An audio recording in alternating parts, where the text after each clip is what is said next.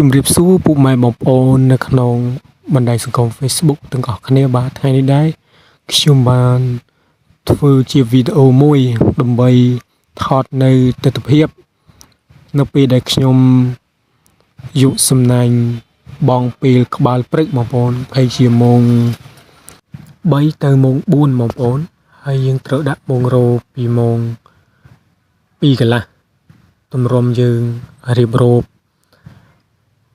ចំឲ្យវ៉ាន់រួចប្រហែលជាម៉ោង2:40ទៅម៉ោង2:50បងប្អូនហើយយើងជិះទៅដល់កន្លែងវាជាម៉ោង3បើសិនតែយើងទៅបានមុនគេ3សណាញ់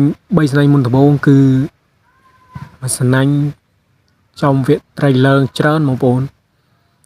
គឺមួយសណាញ់ទៅ2-3 គីឡូបងប្អូនសារត្រីឆ្កេងសុទ្ធប្រសិនបើជាយើងទៅក្រោយគេយើងអាចមានភពវាសនានឹងស្ពាយត្រីកន្លះគីឡូទៅ1 គីឡូមកផ្ទះវិញបងប្អូននឹងអាស្រ័យលើយើងអ្នកបងនេះបងប្អូនបើសិនយើងនៅត្រាំត្រែងចាំត្រីវាឡើងមកកក់ផ្ដុំគ្នាយើងអាចនឹងបានច្រើនដែរបងប្អូនបើសិនគេអ្នកបងមុនបើសិនត្រីឡើងច្រើនគឺយើងត្រូវបាន4, 5, 6, 7 គីឡូបងប្អូនត្រីឆ្កែងលេងជាមួយនឹងត្រីឆ្ពិនបងប្អូនអត់សូវបានធំនេះគឺត្រីឆ្កែង 3-4 ធ្នឹបនិងត្រីឆ្ពិនជួនកាលធំជួនកាលតូចបងប្អូន 3-4 ធ្នឹបដូចគ្នាបងប្អូនហើយទំនប់ដែលខ្ញុំកំពុងទៅបង់នេះគឺគេហៅថាទំនប់ទំពាំងខ្យងបងប្អូនទឹកនេះដែរហូរចាក់មកពីភ្លុងបងប្អូនភ្លុងលាងដៃណាអ្នកសៀមរាបបានស្គាល់បងប្អូនរួចហូរចុះមកក្រោមមកនៅនឹងទំនប់ទំពាំងខ្យងហើយហូរចុះពីទំពាំងខ្យងចូលទៅក្នុងបារាយបងប្អូនទំនប់នេះដែរបើសិនជាទឹកមកច្រើនគឺល្បឿនទឹកហូរវាខ្លាំងបងប្អូនបើសិនណាខាងរដ្ឋកោទឹកគិតបើកសន្ទះកាន់តែធំគឺទឹកកាន់តែខ្លាំងបងប្អូនបើសិនណា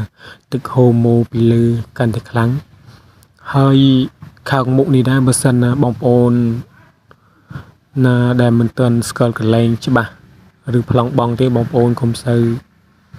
យកស្នាញ់មកបងប្អូនប្រយ័ត្នចំកន្លែងថ្មបងប្អូនអាចនឹងចូលសំណាញ់បងប្អូនដូចជានៅស្រុកឆ្ងាយគិតមកបងក៏អត់សូវដឹងកន្លែងចូលសំណាញ់ 2-3 បងប្អូនមួយឆ្នាំ2-3ឆ្នាំ2-3ហើយនេះគឺជាវីដេអូ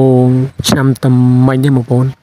នេះគឺជាសារដាស់តឿនដល់បងប្អូនដែលមកពីឆ្ងាយអត់សូវដឹងប្លង់កន្លែងណាបងកើតនិងកន្លែងណាបងមិនកើតសូមបងប្អូនអធិស្ឋាននៅការបញ្ចូលសំឡេងរបស់បងប្អូន